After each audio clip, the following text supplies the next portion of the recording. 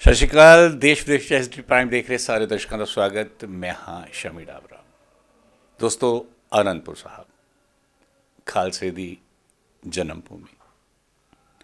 ਵੈਸੇ ਤਾਂ ਆਨੰਦਪੁਰ ਸਾਹਿਬ ਬਹੁਤ ਪਵਿੱਤਰ ਹੈ ਅਤੇ ਇਸ ਜਗ੍ਹਾ ਦੇ ਉੱਤੇ ਹਜ਼ਾਰਾਂ ਦੀ ਤਾਦਾਦ ਦੇ ਵਿੱਚ ਸੰਗਤ ਹਰ ਸਾਲ ਦਰਸ਼ਨ ਦਿਦਾਰੇ ਕਰਨ ਦੇ ਲਈ ਆਨੰਦਪੁਰ ਸਾਹਿਬ ਪੁੱਜਦੀ ਹੈ।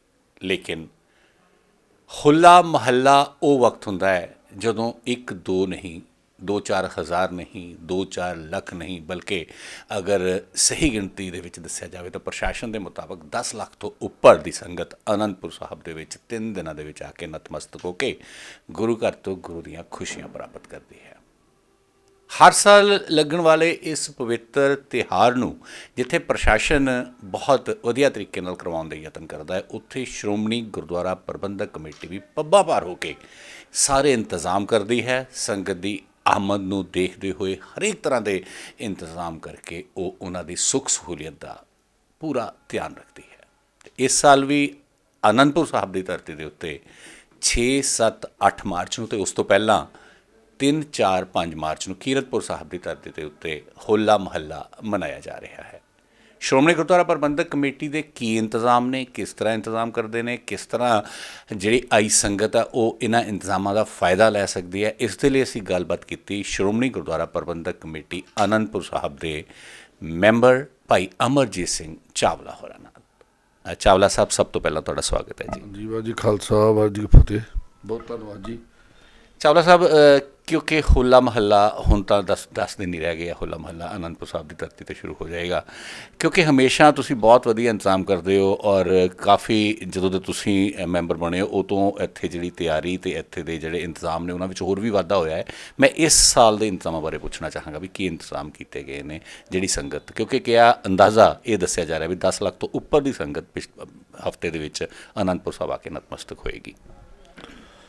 ਦੇਖੋ, ਹੋਲਾ ਮਹੱਲਾ ਜਿਵੇਂ ਤੁਸੀਂ ਹੁਣੇ ਗੱਲ ਕੀਤੀ ਆ ਵੀ 10 ਲੱਖ ਤੋਂ ਉੱਪਰ ਦੀ ਸੰਗਤਾਂ, ਵੀ ਸਾਡੇ ਹਿਸਾਬ ਨਾਲ ਤਾਂ 20 ਲੱਖ ਤੋਂ ਵੀ ਉੱਪਰ ਸੰਗਤ ਆਉਂਦੀ ਆ।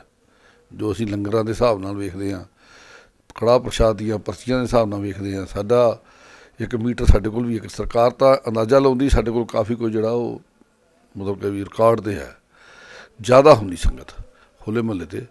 ਆਪਾਂ ਤੁਸੀਂ ਇੰਤਜ਼ਾਮ ਦੀ ਗੱਲ ਕੀਤੀ ਹੈ, ਜਿੰਨੇ ਮਰਜ਼ੀ ਇੰਤਜ਼ਾਮ ਕਰ ਲਈਏ ਕਦੀ ਵੀ ਇੰਤਜ਼ਾਮ ਇਹ ਪੂਰੇ ਨਹੀਂ ਪੈ ਸਕਦੇ।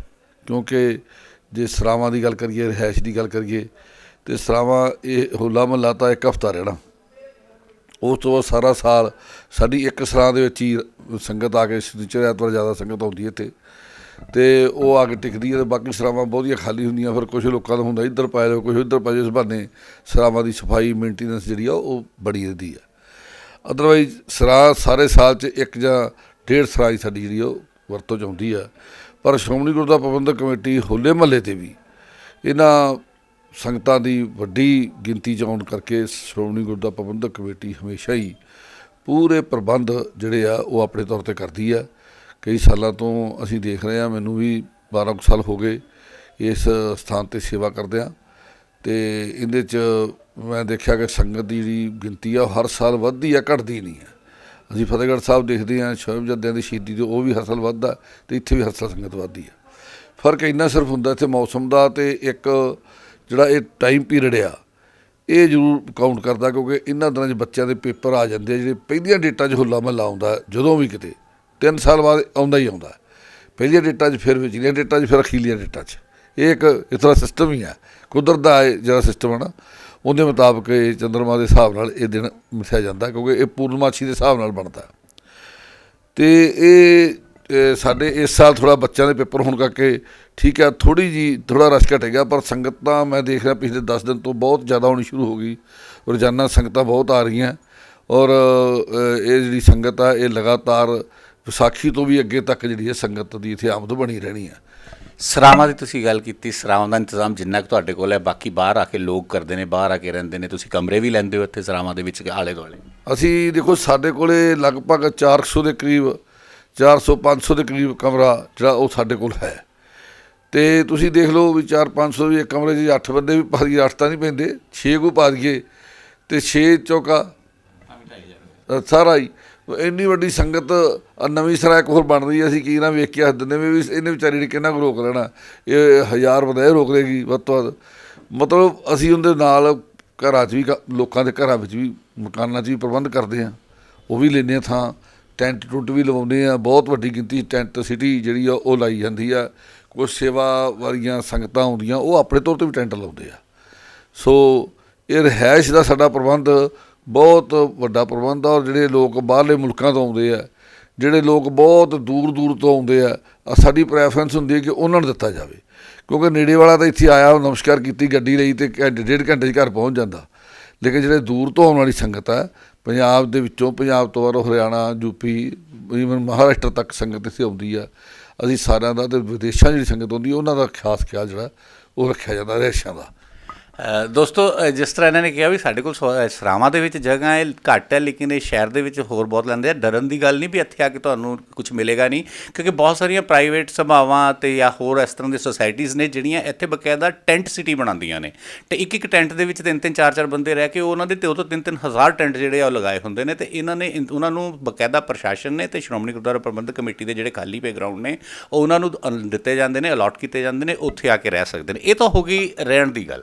ਫਿਰ ਇਹਨਾਂ ਦੇ, ਕਿਉਂਕਿ ਵੈਸੇ ਤਾਂ ਦੇਖੋ ਗੁਰੂ ਘਰ 'ਚ ਕਿਸੇ ਚੀਜ਼ ਦੀ ਕਮੀ ਨਹੀਂ ਹੈ, ਲੇਕਿਨ ਬਾਹਰੋਂ ਆਏ ਲੋਕ ਲੰਗਰ ਵੀ ਬਹੁਤ ਲਗਾਉਂਦੇ ਨੇ, ਅਤੇ ਸ਼੍ਰੋਮਣੀ ਕਮੇਟੀ ਜਿਹੜਾ ਇੰਤਜ਼ਾਮ ਕਰਦੀ ਹੈ ਉਹ ਕਿਸ ਤਰ੍ਹਾਂ ਇੰਤਜ਼ਾਮ ਕਰਦੀ? ਦੇਖੋ, ਲੰਗਰ ਜਿਹੜੇ ਆ ਸ਼੍ਰੋਮਣੀ ਗੁਰਦੁਆਰਾ ਪ੍ਰਬੰਧਕ ਕਮੇਟੀ ਦਾ ਸਭ ਤੋਂ ਮੁੱਖ ਕੰਮ ਹੈ। ਉਹ ਸਭ ਤੋਂ ਪਹਿਲੀ ਤਾਂ ਲੰਗਰ, ਦੂਜੀ ਰਿਹਾਇਸ਼, ਤੀਜਾ ਪਾਣੀ ਦਾ ਪ੍ਰਬੰਧ ਅਤੇ ਚੌਥਾ ਮੈਡੀਕਲ। ਇਹ 4 ਪ੍ਰਬੰਧ ਸ਼੍ਰੋਮਣੀ ਕਮੇਟੀ ਬੜੇ ਵੱਡੇ ਪੱਧਰ 'ਤੇ ਕਰਦੀ ਆ।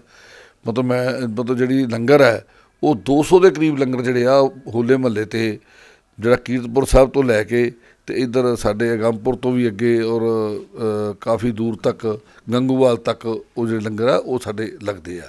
ਉਹਨਾਂ ਵਿੱਚ ਸੰਗਤਾਂ ਲਾਉਂਦੀਆਂ ਲੰਗਰ, ਸੰਗਤਾਂ ਹੁੰਦੀਆਂ, ਲੇਕਿਨ ਸ਼੍ਰੋਮਣੀ ਗੁਰਦੁਆਰਾ ਪ੍ਰਬੰਧਕ ਕਮੇਟੀ ਉਹਨਾਂ ਨੂੰ ਬਾਲਣ ਦਾ ਪ੍ਰਬੰਧ, ਉਹਨਾਂ ਨੂੰ ਸਿਲੰਡਰਾਂ ਦਾ ਪ੍ਰਬੰਧ, ਉਹਨਾਂ ਨੂੰ ਟੈਂਟ ਦਾ ਪ੍ਰਬੰਧ, ਉਹਨਾਂ ਨੂੰ ਰਿਹਾਇਸ਼ ਦਾ ਪ੍ਰਬੰਧ ਸ਼੍ਰੋਮਣੀ ਗੁਰਦੁਆਰਾ ਪ੍ਰਬੰਧਕ ਕਮੇਟੀ ਕਰਦੀ ਆ ਕਿ ਜੀ ਸੰਗਤ ਆਉਣ ਵਾਲੀ ਉਹਦੇ ਲਈ ਉੱਥੇ ਪ੍ਰਬੰਧ ਜਿਹੜਾ, ਉੱਥੇ ਟੈਂਟ ਵੀ ਦਿੱਤੇ ਜਾਣ, ਉੱਥੇ ਹੋਰ ਸਮਾਨ ਵੀ ਜਿਹੜਾ ਵੀ ਜੋ ਵੀ ਰਿਕੁਆਇਰਡ ਆ ਉਹ ਦਿੱਤਾ ਜਾਵੇ।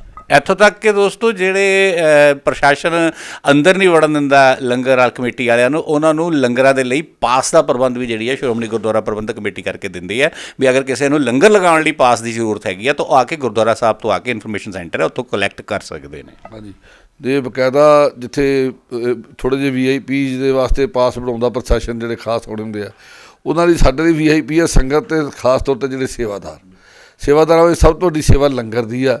ਉਹਨਾਂ ਦੇ ਨਾਲ ਜਿਹੜਾ ਅਸੀਂ ਇਹ 200 ਦੇ ਕਰੀਬ, ਮੈਂ ਸਮਝਦਾ 40-45 ਜਿਹੜੇ ਆ ਉਹ ਮੈਡੀਕਲ ਕੈਂਪ ਇੱਥੇ ਹਰ ਸਾਲ ਲੱਗਦੇ ਆ। ਬਹੁਤ ਵੱਡੀ ਗਿਣਤੀ ਮੈਡੀਕਲ ਕੈਂਪ, ਅਤੇ ਸਭ ਤੋਂ ਵੱਡਾ ਮੈਡੀਕਲ ਕੈਂਪ 2 ਵੱਡੀਆਂ ਸੰਸਥਾਵਾਂ, ਗੁਰੂ ਰਾਮਦਾਸ ਜਿਹੜਾ ਮੈਡੀਕਲ ਯੂਨੀਵਰਸਿਟੀ, ਮੈਡੀਕਲ ਹਸਪਤਾਲ ਅੰਮ੍ਰਿਤਸਰ ਤੋਂ ਸ਼੍ਰੋਮਣੀ ਗੁਰਦੁਆਰਾ ਪ੍ਰਬੰਧਕ ਕਮੇਟੀ ਦੀਆਂ ਹੁੰਦੀਆਂ ਵੈਨਾਂ, ਉਹਨਾਂ ਦੇ ਡਾਕਟਰ ਬਹੁਤ ਹਾਈਲੀ ਕੁਆਲੀਫਾਈਡ ਡਾਕਟਰ ਇੱਥੇ 1 ਹਫ਼ਤਾ ਪੂਰਾ ਰਹਿਣਗੇ। ਇਸੇ ਤਰ੍ਹਾਂ ਜਿਹੜਾ ਆਕਸਫੋਰਡ ਹਸਪੀਟਲ ਹੈ ਡਾਕਟਰ ਗਿੱਲ ਸਾਹਿਬ ਦਾ, ਜਲੰਧਰ ਤੋਂ, ਹਾਰਟ ਦੇ ਬਹੁਤ ਸਪੈਸ਼ਲਿਸਟ ਹੈ, ਅਤੇ ਬਾਕੀ ਵੀ ਸਾਰੇ ਜਨਰਲ ਵੀ ਉਹਨਾਂ ਦਾ ਬਹੁਤ, ਉਹਨਾਂ ਕੋਲ ਵੱਡੀ ਟੀਮ ਹੈ, ਅਤੇ ਉਹਨਾਂ ਦੀ ਵੈਨਾਂ ਬਹੁਤ ਸੋਹਣੀਆਂ, ਉਹ ਵੀ ਆ ਕੇ ਇੱਥੇ ਜਿਹੜਾ ਉਹ ਮੈਡੀਕਲ ਦਾ ਉਹ ਵੀ ਪ੍ਰਬੰਧ ਕਰਦੇ ਆ ਉਹਨਾਂ ਦੇ ਨਾਲ। ਉਸ ਤੋਂ ਇਲਾਵਾ ਜਿਹੜੀਆਂ ਸਾਡੀਆਂ ਇਲਾਕੇ ਦੀਆਂ ਸੰਗਤਾਂ ਉਹ ਆਪਣੇ ਤੌਰ 'ਤੇ ਮੈਡੀਕਲ ਦੀਆਂ ਕੰਮ ਕਰਦੇ। ਖੂਨਦਾਨ ਦੇ ਘੱਟੋ ਘੱਟ ਵੀ ਬਹੁਤ ਜਿਹੜੀ ਤਾਂ 10 ਕੁ ਕੈਂਪ ਇਹ ਹੋਲੇ ਮਹੱਲੇ 'ਤੇ ਲੱਗਦੇ ਆ। ਪਿੱਛੇ ਤਾਂ ਤੁਹਾਨੂੰ ਪਤਾ ਇੱਕ ਵਾਰ ਰਿਕਾਰਡ ਤੋੜਨ ਵਾਲੀਆਂ ਗੱਲਾਂ ਵੀ ਆ ਗਈਆਂ ਸੀ, ਲੇਕਿਨ ਹੁਣ ਹਰ ਸਾਲ ਖੂਨਦਾਨ ਦੇ ਕੈਂਪ ਵੀ ਲੱਗਦੇ ਆ, ਲੰਗਰ ਦੇ ਵੀ ਜਿਹੜੇ ਉਹ ਵੀ ਲੱਗਦੇ ਆ। ਇਸ ਤੋਂ ਇਲਾਵਾ ਜਿਹੜਾ ਸਾਡਾ ਮੇਨ ਹੈ ਉਹ ਛਬੀਲਾਂ ਪਾਣੀ ਦੀਆਂ ਉਹ ਚੱਲਦੀਆਂ। ਉਹਦੇ ਨਾਲ ਇੱਥੇ ਜਿਹੜਾ ਇੱਕ ਹੋਲਾ ਮਹੱਲਾ ਹੈ, ਇਹ ਧੰਨ ਗੁਰੂ ਗੋਬਿੰਦ ਸਿੰਘ ਮਹਾਰਾਜ ਨੇ ਜਦੋਂ ਖਾਲਸਾ ਦੀ ਸਾਜਨਾ ਕੀਤੀ ਸੀ 1699 ਵਿੱਚ, ਇਹ 1700 ਵਿੱਚ ਸਤਿਗੁਰੂ ਨੇ ਸ਼ੁਰੂ ਕੀਤਾ ਸੀ ਤਾਂ ਕਿ ਖਾਲਸੇ ਨੂੰ ਸ਼ਸਤਰਧਾਰੀ ਕੀਤਾ ਜਾਵੇ। ਉਦੋਂ ਜ਼ੁਲਮ ਬਹੁਤ ਵੱਧ ਚੁੱਕਾ ਸੀ, ਧੰਨ ਗੁਰੂ ਤੇਗ ਬਹਾਦਰ ਮਹਾਰਾਜ ਦੀ ਸ਼ਹੀਦੀ ਹੋ ਚੁੱਕੀ ਸੀ, ਅਤੇ ਜਿਹੜੇ ਇੱਥੋਂ ਦੇ ਪਹਾੜੀ ਰਾਜੇ ਅਤੇ ਜਿਹੜੇ ਉੱਥੋਂ ਦੇ ਉੱਪਰਲੇ ਦਿੱਲੀ ਦੇ ਹਾਕਮ ਸੀ ਔਰੰਗਜ਼ੇਬ, ਉਹ ਸਾਰੇ ਮਿਲ ਕੇ ਗੁਰੂ ਸਾਹਿਬ ਨੂੰ ਮਤਲਬ ਕਿ ਵੀ ਉਹ ਨੱਪਣਾ ਚਾਹੁੰਦੇ ਸੀ ਆਪਦੇ ਵੱਲੋਂ, ਪਰ ਸਤਿਗੁਰਾਂ ਨੇ ਇਹਨਾਂ ਦੀ ਕਿਸੇ ਦੀ ਈਨ ਨਹੀਂ ਮੰਨੀ, ਅਤੇ ਉਹ ਪਤਾ ਸੀ ਵੀ ਇੱਥੇ ਲੜਾਈ ਦਾ ਮਾਹੌਲ ਕਿਸੇ ਵੇਲੇ ਵੀ ਬਣ ਸਕਦਾ, ਅਤੇ ਉਹਨਾਂ ਨੇ 1700 ਵਿੱਚ ਇਸ ਹੋਲੇ ਮਹੱਲੇ ਦੀ ਸ਼ੁਰੂਆਤ ਕੀਤੀ ਸੀ। ਅਤੇ ਉਹ ਜਿਹੜੀ ਹੋਲੇ ਮਹੱਲੇ ਦੇ ਵਿੱਚ ਸਿੱਖਾਂ ਨੂੰ ਉਹਨਾਂ ਨੇ ਘੋੜਸਵਾਰੀ, ਨੇਜਾਬਾਜੀ, ਕਿਰਪਾਨ ਚਲਾਉਂਦੇ, ਗੱਤਕਾਬਾਜੀ, ਇਹ ਸਾਰੇ ਜੌਹਰ ਜਿਹੜੇ ਆ ਇਹ ਸਿਖਾਏ।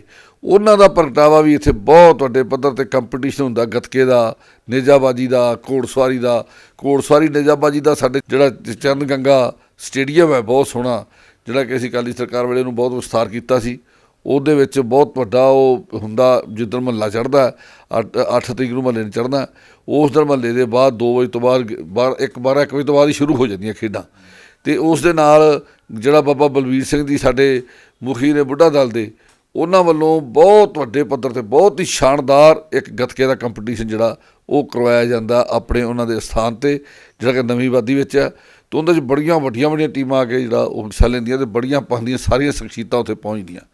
ਇਸ ਦੇ ਨਾਲ ਜਿਹੜਾ ਸਾਡੇ ਗੱਤਕਾਬਾਜੀ ਇਹ ਸਾਰਾ ਹੋਣ ਦੇ ਨਾਲ ਸਾਡੇ ਕਾਲਜਾਂ ਦੇ ਸਕੂਲਾਂ ਦੇ ਵਿੱਚ ਕਬੱਡੀ ਦੀਆਂ ਖੇਡਾਂ ਅਤੇ ਪਹਿਲਵਾਨੀ ਦੇ ਜਿਹੜੇ ਟੂਰਨਾਮੈਂਟ ਮੈਚ ਹੈ, ਉਹ ਮੁਕਾਬਲੇ ਜਿਹੜੇ ਉਹ ਵੀ ਕਰਵਾਏ ਜਾਂਦੇ ਆ ਬਹੁਤ ਵੱਡੇ ਪੱਧਰ 'ਤੇ। ਬੜੀਆਂ ਵੱਡੀਆਂ ਇੰਗਲੈਂਡ ਤੋਂ ਵੀ ਜਿਹੜੇ ਉਹ ਗਰੁੱਪ ਕਲੱਬ ਆਉਂਦੇ ਆ, ਜਿਹੜੇ ਉਹ ਫਰੀ ਸਟਾਈਲ ਵੀ ਨੈਸ਼ਨਲ ਸਟਾਈਲ ਵੀ ਉਹ ਕਬੱਡੀ ਦੇ ਮੈਚ ਕਰਾਉਂਦੇ ਆ। ਅਤੇ ਪਹਿਲਵਾਨ ਦੇ ਮੁਕਾਬਲੇ ਜਿਹੜੇ ਆ ਉਹ ਵੀ ਕਰਤਾਰ ਸਿੰਘ ਜੀ ਪਹਿਲਵਾਨ, ਉਹ ਪਦਮ ਸ਼੍ਰੀ, ਉਹ ਬਕਾਇਦਾ ਇਹ ਸਾਰੇ ਪ੍ਰੋਗਰਾਮ ਜਿਹੜੇ ਉਹ ਵੀ ਰੱਖਦੇ ਆ। ਇੱਕ ਗੱਲ ਹੋਰ ਦੋਸਤੋ, ਕਿਉਂਕਿ ਪਿਛਲੇ ਕੁਝ ਸਮੇਂ ਤੋਂ ਜਦੋਂ ਰੱਬ ਨਾ ਕਰੇ ਕਿਸੇ ਦਾ ਹੋਲਾ ਮਹੱਲਾ ਦੇ ਵਿੱਚ ਆ ਕੇ ਕਿਸੇ ਤਰ੍ਹਾਂ ਦਾ ਐਕਸੀਡੈਂਟ ਹੋਵੇ ਜਾਂ ਕੈਜੂਅਲਟੀ ਹੋਵੇ, ਉਸ ਦੇ ਲਈ ਕੁਝ ਨਹੀਂ ਸੀ ਦਿੱਤਾ ਜਾਂਦਾ ਪਹਿਲਾਂ, ਲੇਕਿਨ ਹੁਣ ਪਿਛਲੇ ਸਮੇਂ ਤੋਂ ਸ਼੍ਰੋਮਣੀ ਗੁਰਦੁਆਰਾ ਪ੍ਰਬੰਧਕ ਕਮੇਟੀ ਇੱਥੇ ਆਈ ਸੰਗਤ ਦੀ ਬਕਾਇਦਾ ਇੰਸ਼ੋਰੈਂਸ ਕਰਾਉਂਦੀ ਹੈ। ਕਿਸ ਤਰ੍ਹਾਂ ਇੰਸ਼ੋਰੈਂਸ ਕਰਾਉਂਦੇ ਨੇ, ਕਿੰਨਾ ਕੁ ਉਹਨਾਂ ਨੂੰ ਕਲੇਮ ਮਿਲ ਸਕਦਾ, ਇਹ ਸਾਰੀ ਗੱਲ ਅਸੀਂ ਚਾਵਲਾ ਜੀ ਕੋਲੋਂ ਜਾਣਾਂਗੇ। ਹਾਂਜੀ, ਇਹ ਬਹੁਤ ਇੱਕ ਵੱਡਾ ਕਾਰਜ ਜਿਹੜਾ ਹੈ ਇਹ ਸ਼੍ਰੋਮਣੀ ਗੁਰਦੁਆਰਾ ਪ੍ਰਬੰਧਕ ਕਮੇਟੀ ਹਰ ਸਾਲ ਕਰਦੀ ਆ, ਜਿਹੜਾ 20 ਕਿਲੋਮੀਟਰ ਦੇ ਘੇਰੇ ਵਿੱਚ, ਜਿਵੇਂ ਅਸੀਂ ਇੱਥੋਂ ਅਨੰਦਪੁਰ ਸਾਹਿਬ ਤੋਂ 20 ਕਿਲੋਮੀਟਰ ਭਰਤਗੜ੍ਹ ਬਣਦਾ, ਇੱਧਰ 20 ਕਿਲੋਮੀਟਰ ਨੰਗਲ ਬਣਦਾ, ਇੱਧਰ 20 ਕਿਲੋਮੀਟਰ ਦੀ ਤਾਂ ਉਹ ਕਾਨਪੁਰ ਖੂਹੀ ਬਣ ਜਾਂਦਾ। ਅਤੇ ਇਸੇ ਤਰ੍ਹਾਂ ਇਸ ਪਾਸੇ ਨੂੰ ਜਿੱਥੇ ਵੀ ਕਿਤੇ 20 ਕਿਲੋਮੀਟਰ ਦੇ ਘੇਰੇ 'ਚ ਜਿੰਨਾ ਪੰਜਾਬ ਦਾ ਏਰੀਆ, ਉੱਥੇ ਕੋਈ ਘਟਨਾ ਦੁਰਘਟਨਾ ਵਾਪਰ ਜਾਂਦੀ ਹੈ ਅਤੇ ਉਹਦਾ ਇੰਸ਼ੋਰੈਂਸ ਦਾ ਪ੍ਰਬੰਧ ਸਾਰੀ ਸੰਗਤ ਦਾ ਉਹ ਸ਼੍ਰੋਮਣੀ ਗੁਰਦੁਆਰਾ ਪ੍ਰਬੰਧਕ ਕਮੇਟੀ ਨੇ ਕੀਤਾ ਹੋਇਆ। ਅਤੇ ਉਹ ਜਿਹੜਾ ਕੰਪਨੀ ਨਾਲ ਬਕਾਇਦਾ ਇਹਦਾ ਫਾਈਨਲ ਹੋ ਚੁੱਕਾ, ਔਰ ਉਸ ਦੇ ਕੋਈ ਘਟਨਾਵਾਂ ਪਿਛਲੇ ਸਮੇਂ 'ਚ ਹੋਈਆਂ ਅਤੇ ਕਈਆਂ ਪਰਿਵਾਰਾਂ ਨੂੰ 5-5 ਲੱਖ, ਕਈਆਂ ਨੂੰ 1-1 ਲੱਖ, ਜਿਵੇਂ ਉਹਨਾਂ ਦੀ ਸੱਟ ਸੀ, ਕੋਈ ਕੈਜੂਅਲਟੀ ਹੋ ਗਈ, ਅਤੇ ਉਸ ਹਿਸਾਬ ਨਾਲ ਉਹਨਾਂ ਦਾ ਜਿਹੜਾ ਉਹ ਪ੍ਰਬੰਧ ਜਿਹੜਾ ਕੀਤਾ ਹੋਇਆ ਇੰਸ਼ੋਰੈਂਸ ਦਾ। ਸੋ ਬਹੁਤ ਜਿੱਥੇ ਪੁਖਤਾ ਇੰਤਜ਼ਾਮ ਕੀਤੇ ਗਏ ਨੇ, ਉੱਥੇ ਹੀ ਬਹੁਤ ਵਧੀਆ ਇੰਤਜ਼ਾਮ ਧਾਰਮਿਕ ਤੌਰ ਦੇ ਉੱਤੇ ਜਿਹੜੇ ਆ ਉਹ ਉਲੀਕੇ ਗਏ ਨੇ। ਆਪਾਂ ਚਾਵਲਾ ਸਾਹਿਬ ਕੋਲ ਉਹ ਵੀ ਜਾਣਾਂਗੇ, ਕਿਉਂਕਿ 6, 7 ਅਤੇ 8 ਮਹੱਲੇ ਤੱਕ 3 ਦਿਨ ਅਨੰਦਪੁਰ ਸਾਹਿਬ ਤੱਕ ਸ਼੍ਰੀ ਕੇਸਗੜ੍ਹ ਸਾਹਿਬ ਦੇ ਵਿੱਚ ਬਹੁਤ ਸਾਰੇ ਧਾਰਮਿਕ ਸਮਾਗਮ ਕਰਾਏ ਜਾਣਗੇ। ਕਿਸ ਤਰ੍ਹਾਂ ਦੇ ਲੜੀਵਾਰ ਉਹ ਜਾਣਾਂਗੇ ਇਹਨਾਂ ਕੋਲੋਂ।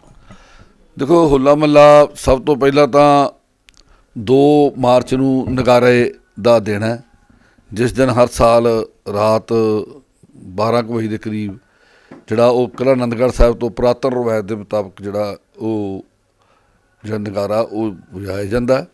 ਉਸ ਦਿਨ ਸਾਡੇ ਮਾਨਯੋਗ ਪ੍ਰਧਾਨ ਸਾਹਿਬ, ਬੜੀਆਂ ਵੱਡੀਆਂ ਤਖ਼ਤ ਸਾਹਿਬ ਦੇ ਸਿੰਘ ਸਾਹਿਬਾਨ ਅਤੇ ਹੋਰ ਜਿਹੜੇ ਸ਼ਖਸੀਅਤਾਂ ਪਾਉਂਦੀਆਂ ਉਹ ਪਹੁੰਚਦੀਆਂ, ਅਤੇ ਨਗਾਰਾ ਜਿਹੜਾ ਉਹ ਵਜਾਇਆ ਜਾਂਦਾ।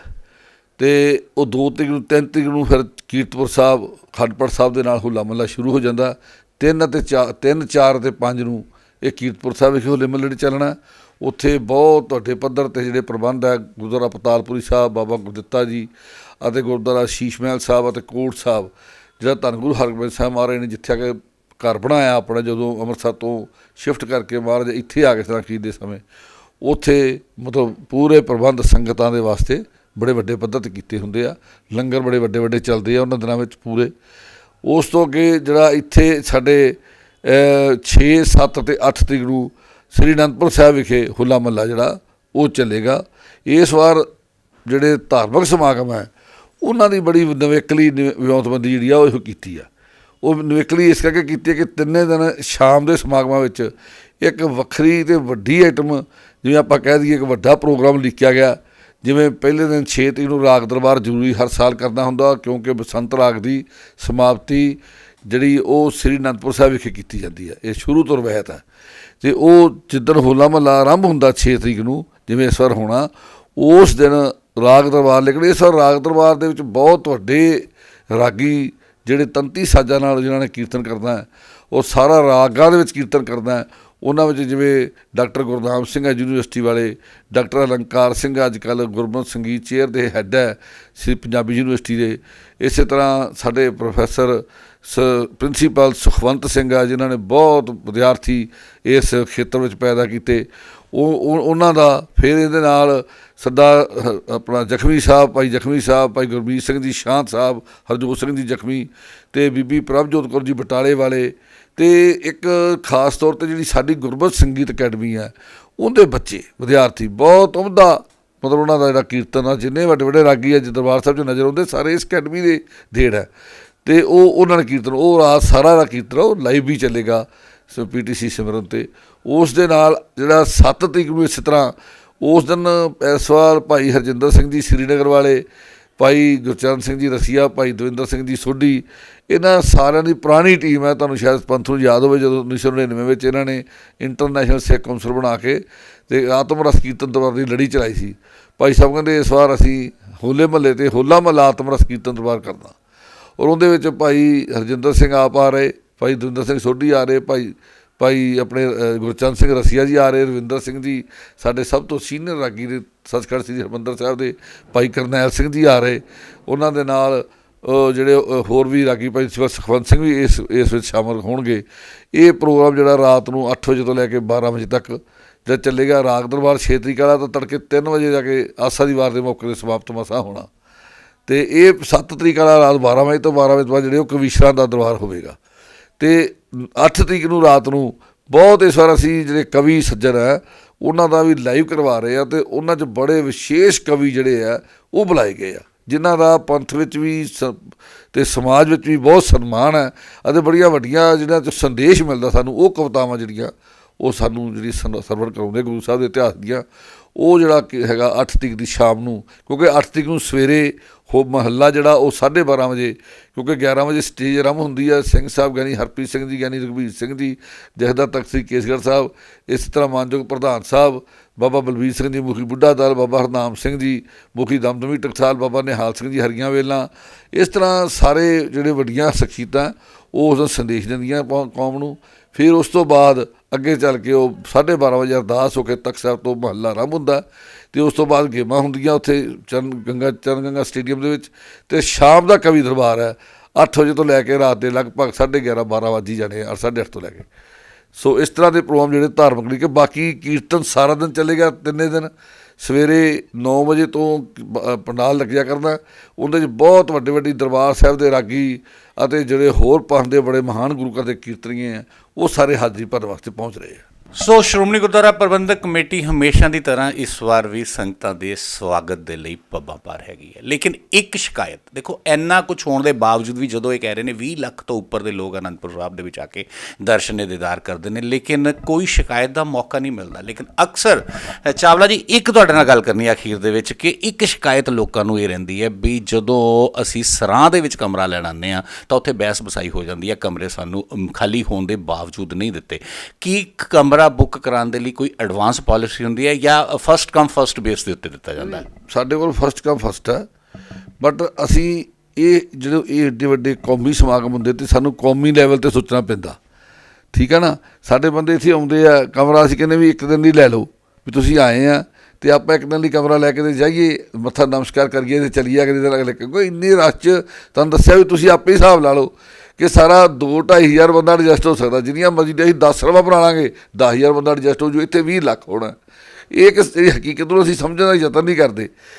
ਦੂਜਾ, ਅਸੀਂ ਸਾਡੀ ਪਹਿਲੀ ਪ੍ਰੈਫਰੈਂਸ ਹੁੰਦੀ ਹੈ ਜਿਹੜੇ ਸਾਨੂੰ ਚਿੱਠੀਆਂ ਪੱਤਰ ਆਉਂਦੇ ਆ, ਸਾਨੂੰ ਟੈਲੀਫੋਨ ਆਉਂਦੇ ਆ ਕਿ ਅਸੀਂ ਕੈਨੇਡਾ ਤੋਂ ਆ ਰਹੇ ਹਾਂ, ਇੰਗਲੈਂਡ ਤੋਂ ਆ ਰਹੇ ਹਾਂ, ਉਹਨਾਂ ਦੇ ਇੱਥੇ ਕਈਆਂ ਦੇ ਪਰਿਵਾਰ ਨਹੀਂ ਹੁੰਦੇ, ਉਹ ਸਾਰੇ ਉੱਥੇ ਵਸ ਗਏ, ਉਹਨਾਂ ਨੂੰ ਕਮਰਾ ਦੇਣਾ ਜ਼ਰੂਰੀ ਹੁੰਦਾ।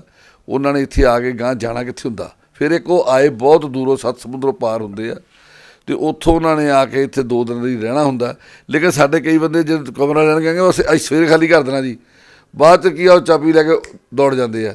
ਫਿਰ ਉਹਦੇ ਲਈ ਸਾਨੂੰ ਇਹ ਵੀ ਕਈ ਵਾਰ ਕਰਨਾ ਪੈਂਦਾ ਕਿ ਉਹ ਕਮਰੇ ਉੱਤੇ ਤਾਲਾ ਲਾ ਕੇ ਕਹਿੰਦਾ ਨਹੀਂ ਭਾਈ ਤੁਸੀਂ ਉਹਨਾਂ ਆ ਗਏ, ਤੁਹਾਨੂੰ ਦਰਸ਼ਨ ਮੇਲਾ ਹੋ ਗਿਆ, ਤੁਸੀਂ ਮੇਲਾ ਘੁੰਮ ਫਿਰ ਕੇ ਨਾ ਵੇਖੋ, ਜੇ ਵੇਖਣਾ ਘੁੰਮੋ ਫਿਰੋ ਅਤੇ ਸ਼ਾਮ ਨੂੰ ਆਪਣੇ ਘਰ ਨੂੰ ਚਲੇ ਜਾਓ, ਤੁਸੀਂ ਹਾਜ਼ਰੀ ਭਰਦੀ। ਇਹ ਤਾਂ ਢੰਗ ਹੀ ਹੈ ਜੀ ਕੋਆਪਰੇਸ਼ਨ। ਵੇਖੋ ਪ੍ਰਸ਼ਾਸਨ ਅਤੇ ਸ਼੍ਰੋਮਣੀ ਕਮੇਟੀ ਇੱਕ ਦੂਜੇ ਨੂੰ ਬਹੁਤ ਕੋਆਪਰੇਟ ਕਰਦੇ ਆ। ਪ੍ਰਸ਼ਾਸਨ ਸਾਡੇ DC ਮੈਡਮ, SSP ਸਾਹਿਬ, ਸੋਨੀ ਸਾਹਿਬ, ਇਹ ਸਾਰੇ ਸਿੰਘ ਸਾਹਿਬ ਕੋਲ ਆ ਕੇ ਬੜੀਆਂ ਵਧੀਆ ਮੀਟਿੰਗਾਂ, ਮੈਨੇਜਰ ਸਾਹਿਬ ਸਾਰੇ ਅਸੀਂ ਉੱਥੇ ਹਾਜ਼ਰ ਹੋਏ, ਔਰ ਸਾਰੇ ਪ੍ਰਬੰਧਕ, ਸੜਕਾਂ ਦੀ ਪ੍ਰੋਬਲਮ ਸੀਗੀ, ਗਲੀਆਂ ਸੀਵਰੇਜ ਪਾਇਆ ਸੀ, ਨਵੀਂ ਆਬਾਦੀ ਕਿਲ੍ਹਾ ਆਨੰਦਗੜ੍ਹ ਵਾਲੀ ਸਾਈਡ, ਉਹਨਾਂ ਨੂੰ ਅਸੀਂ ਬੜਾ ਜ਼ੋਰ ਦੇ ਕੇ ਬੜੇ ਮੁਸ਼ਕਿਲ ਦੇ ਨਾਲ ਵੈਸੇ ਤਾਂ ਕੰਮ ਹੋਇਆ ਪਰ ਹੋ ਗਿਆ। ਪਰ ਉਹਦੀ ਮੈਂ ਸਮਝਦਾ ਪ੍ਰਸ਼ਾਸਨ ਦੀ, DC ਮੈਡਮ ਦੀ ਬਹੁਤ ਉਹਨਾਂ 'ਚ ਚੰਗੀ, ਉਹ ਭੈਣ ਜੀ ਸਾਡੀ ਛੋਟੀ ਭੈਣ ਨੇ ਬੜੀ ਮਿਹਨਤ ਕੀਤੀ ਆ, ਬਹੁਤ ਸ਼ੌਂਕ ਨਾਲ ਅਤੇ ਸ਼ਰਧਾ ਨਾਲ ਉਹਨਾਂ ਨੇ ਇਹ ਕੰਮ ਕੀਤਾ। ਮੈਂ ਇਸ ਗੱਲ ਦੀ ਤਾਰੀਫ ਕਰਦਾ ਉਹਨਾਂ ਦੀ। ਸੋ ਦੋਸਤੋ, ਸ਼੍ਰੋਮਣੀ ਗੁਰਦੁਆਰਾ ਪ੍ਰਬੰਧਕ ਕਮੇਟੀ ਆਪਣੇ ਪੱਧਰ 'ਤੇ ਕਿਸੇ ਤਰ੍ਹਾਂ ਦੀ ਕੋਈ ਕਮੀ ਨਹੀਂ ਛੱਡਦੀ। ਇਹ ਕਲੀਅਰ ਕੀਤਾ ਚਾਵਲਾ ਸਾਹਿਬ ਨੇ ਕਿ ਜਿੱਥੇ 20 ਲੱਖ ਲੋਕ ਹੈ ਉੱਥੇ ਸਰਾਵਾਂ ਦੇ ਵਿੱਚ ਤਾਂ 2-2.5 ਹਜ਼ਾਰ ਲੋਕ ਹੀ ਜਿਹੜੇ ਆ ਉਹ ਸ਼ਾਮਿਲ ਹੋ ਸਕਦੇ ਨੇ। ਸੋ ਦੋਸਤੋ, 2 ਮਾਰਚ ਨੂੰ ਸ਼ੁਰੂ ਹੋਣ ਵਾਲਾ ਹੋਲਾ ਮਹੱਲਾ ਇਸ ਵਾਰ ਵੀ ਢੋਲ ਦੀ ਥਾਪ 'ਤੇ ਕਿਲ੍ਹਾ ਆਨੰਦਗੜ੍ਹ ਸਾਹਿਬ ਤੋਂ ਸ਼ੁਰੂ ਹੋ ਕੇ 9 ਤਰੀਕ ਨੂੰ ਤਖ਼ਤ ਸ਼੍ਰੀ ਕੇਸਗੜ੍ਹ ਸਾਹਿਬ ਵਿਖੇ ਸਮਾਪਤ ਹੋਵੇਗਾ ਅਤੇ 8 ਤਰੀਕ ਨੂੰ ਆਨੰਦਪੁਰ ਸਾਹਿਬ ਦੇ ਵਿੱਚ ਹੀ ਇੱਕ ਵਿਸ਼ਾਲ ਨਗਰ ਕੀਰਤਨ ਜਿੱਥੇ ਸਜਾਇਆ ਜਾਏਗਾ, ਉੱਥੇ ਹੀ ਨਿਹੰਗ ਸਿੰਘ ਜਥੇਬੰਦੀਆਂ ਵੱਲੋਂ ਮਹੱਲਾ ਵੀ ਖੇਡਿਆ ਜਾਏਗਾ, ਜੋ ਚਰਨ ਗੰਗਾ ਸਟੇਡੀਅਮ ਦੇ ਵਿੱਚ ਪੂਰੇ ਘੋੜਸਵਾਰ ਅਤੇ ਨੇਜ਼ਾਬਾਜ਼ੀ ਇਹੋ ਜਿਹੇ ਕਰਤੱਵ ਦਿਖਾਉਂਦੇ ਹੋਏ ਸ਼ਾਨੋ ਸ਼ੌਕਤ ਦੇ ਨਾਲ ਸਮਾਪਤ ਹੋਏਗਾ ਅਤੇ ਸ਼ਾਮ ਨੂੰ ਤਖ਼ਤ ਸ਼੍ਰੀ ਕੇਸਗੜ੍ਹ ਸਾਹਿਬ ਵਿਖੇ ਕਵੀ ਦਰਬਾਰ ਤੋਂ ਬਾਅਦ 9 ਤਰੀਕ ਨੂੰ ਇਸ ਦੀ ਸਮਾਪਤੀ ਹੋਏਗੀ। ਸੋ ਆਨੰਦਪੁਰ ਸਾਹਿਬ ਜਿਨ੍ਹਾਂ ਲੋਕਾਂ ਨੇ ਹਜੇ ਤੱਕ ਹੋਲਾ ਮਹੱਲਾ ਨਹੀਂ ਦੇਖਿਆ, ਉਹ ਜ਼ਰੂਰ ਇੱਕ ਵਾਰ ਆਨੰਦਪੁਰ ਸਾਹਿਬ ਦੇ ਦਰਸ਼ਨ ਕਰਕੇ ਹੋਲਾ ਮਹੱਲਾ 'ਤੇ ਆਪਣੀ ਹਾਜ਼ਰੀ ਭਰਨ, ਅਤੇ ਜਿਹੜੇ ਪਹਿਲਾਂ ਆਉਂਦੇ ਰਹੇ ਨੇ ਉਹਨਾਂ ਨੂੰ ਤਾਂ ਕੁਝ ਕਹਿਣ ਦੀ ਲੋੜ ਨਹੀਂ ਕਿ ਆਨੰਦਪੁਰ ਸਾਹਿਬ ਸਿੱਖੀ ਦਾ ਉਹ ਧੁਰਾ ਹੈ ਜਿਸ ਜਗ੍ਹਾ ਦੇ ਉੱਤੇ ਸਾਹਿਬੇ ਕਮਾਲ ਗੁਰੂ ਗੋਬਿੰਦ ਸਿੰਘ ਜੀ ਨੇ ਸਿੱਖ ਕੌਮ ਦੀ ਸਥਾਪਨਾ ਕਰਕੇ ਇੱਕ ਨਵਾਂ ਅਧਿਆਇ ਲਿਖਿਆ ਸੀ, ਨਵਾਂ ਚੈਪਟਰ ਲਿਖਿਆ ਸੀ। ਅਤੇ ਅੱਜ ਉਸੇ ਆਨੰਦਪੁਰ ਸਾਹਿਬ ਦੇ ਵਿੱਚ ਇਸ ਹੋਲੇ ਮਹੱਲੇ ਨੂੰ ਬੜੇ ਮਾਣ ਦੇ ਨਾਲ ਪ੍ਰਸ਼ਾਸਨ ਅਤੇ ਸ਼੍ਰੋਮਣੀ ਗੁਰਦੁਆਰਾ ਪ੍ਰਬੰਧਕ ਕਮੇਟੀ ਮਨਾ ਰਹੀ ਹੈ। ਤੁਸੀਂ ਸਭ ਨੇ ਆਉਣਾ ਜ਼ਰੂਰ। ਪ੍ਰੋਗਰਾਮ ਦੇਖ ਰਹੇ ਸਾਰੇ ਦਰਸ਼ਕਾਂ ਦਾ ਬਹੁਤ ਬਹੁਤ ਧੰਨਵਾਦ। ਚਾਵਲਾ ਜੀ ਤੁਹਾਡਾ ਵੀ ਬਹੁਤ ਬਹੁਤ ਧੰਨਵਾਦ। ਬਹੁਤ ਧੰਨਵਾਦ ਜੀ, ਬਹੁਤ ਧੰਨਵਾਦ। ਤੁਸੀਂ ਸਾਰੇ ਪ੍ਰੋਗਰਾਮ ਜਿਹੜੇ ਸੰਗਤਾਂ ਤੱਕ ਸਾਰੇ ਉਹ ਪਹੁੰਚਾਉਣ ਦੇ ਯਤਨ ਕਰ ਰਹੇ ਆ। ਮੈਂ ਤੁਹਾਡਾ ਬਹੁਤ ਧੰਨਵਾਦ ਕਰਦਾ। ਸੰਗਤਾਂ ਨੂੰ ਜੀ ਆਇਆ ਕਹਿਣਾ। ਜਿਨ੍ਹਾਂ ਲੋਕਾਂ ਨੇ ਅਜੇ ਤੱਕ SDTV ਪ੍ਰਾਈਮ ਨੂੰ ਸਬਸਕ੍ਰਾਈਬ ਨਹੀਂ ਕੀਤਾ, ਸਬਸਕ੍ਰਾਈਬ ਕਰਨਾ। ਸਬਸਕ੍ਰਾਈਬ ਕਰਨ ਤੋਂ ਬਾਅਦ ਬੈਲ ਆਈਕਨ ਜ਼ਰੂਰ ਦਬਾ ਦੇਣਾ ਤਾਂ ਕਿ ਸਾਡੇ ਪ੍ਰੋਗਰਾਮ ਇਸੇ ਤਰ੍ਹਾਂ ਤੁਹਾਡੇ ਤੱਕ ਪੁੱਜਦੇ ਰਹਿ ਸਕਣ। ਅਸੀਂ ਹੋਲਾ ਮਹੱਲਾ ਦੀ ਵੀ ਇੱਕ ਇੱਕ ਪਲ ਦੀ ਖਬਰ ਤੁਹਾਡੇ ਤੱਕ ਇਸੇ ਤਰ੍ਹਾਂ ਪਹੁੰਚਾਉਂਦੇ ਰਹਾਂਗੇ। ਬਹੁਤ ਬਹੁਤ ਧੰਨਵਾਦ।